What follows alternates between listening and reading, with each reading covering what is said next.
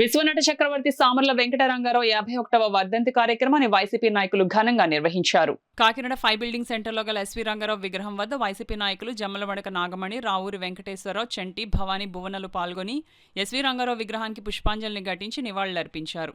ఈ సందర్భంగా నాయకులు ఎస్వీ రంగారావు కళారంగానికి అందించిన సేవలను కొనియాడారు. ఈ కార్యక్రమంలో కరీం బాషా, Shivaji, Prabhakar, Nunna Venkateswararao, lawyer Venkateswararao, Reddy Naidu, cable Ramana, YCP నాయకులు, కార్యకర్తలు పాల్గొన్నారు.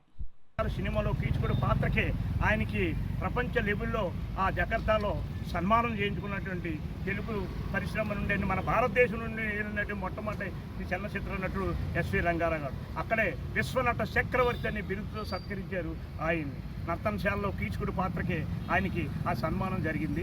ఆయన ఇప్పటికి కూడా ప్రజలు తెలుగు భాష తెలిసినటువంటి తెలుగు ఆంధ్రుల అలాగా ఈ సినిమా చలనచిత్ర సినిమా పరిశ్రమలో ఉన్నంతవరకు కూడా ఎస్వి రంగారావు గారు ఒక సినిమా పరిశ్రమ నటుడుగా చిరస్మరణీయుడు అని అందరికీ మనవి చేస్తున్నాం. రంగారావు గారి వర్ధంతిని పురస్కరించుకుని కాకినాడ రూరల్ నుంచి మా కురసాల కన్నబాబు గారు, ఉత్తరాంధ్ర రీజనల్ కోఆర్డినేటర్ గారు, మాజీ మంత్రివర్యులు అయినటువంటి శ్రీ కురసాల కన్నబాబు గారు ఆదేశాల మేరకు మేమందరం ఇక్కడికి వచ్చి ఎస్వి రంగారావు గారికి ఘన నివాళులు అర్పించడం జరిగిందండి. ఎస్వి రంగారావు గారు విశ్వ నట చక్రవర్తి. ఆయన కీర్తి మన దేశంలోనే కాదు, ప్రపంచ దేశాల్లోనే ఆయనకు ఎంతోమంది అభిమానులు ఉన్నారు. అటువంటి వ్యక్తి ఎన్నో మహోన్నతమైన చిత్రాలను నటించిన వ్యక్తి. ఆయన 56వ సంవత్సరంలో 74వ సంవత్సరంలో మరణించడం జరిగింది.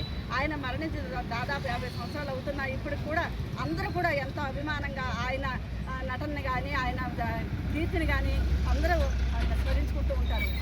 ఈ చలనచిత్ర రంగం ఉన్నంత కాలం ఆయన నటన కానీ ఆయన కీర్తి కానీ అజరామరంగా ఉంటుందని తెలియజేస్తూ ఆయనకి మేమందరం కూడా మరొక ఆయన ఇంగ్లీష్ నవలను ఆధారంగా తీసుకుని ఒక పాత్ర ఎలా ఉండాలి, ఈ పాత్ర యొక్క నైజం ఎలా ఉండాలి అని చెప్పి ఆయన సొంతంగా ఆయన చదివి నేర్చుకుని పాత్రని యాక్ట్ చేసి చూపించి ఒక మంచి నటుడిగా మన ఆ సమయంలో ఆయన ఖ్యాతి గడించాడు.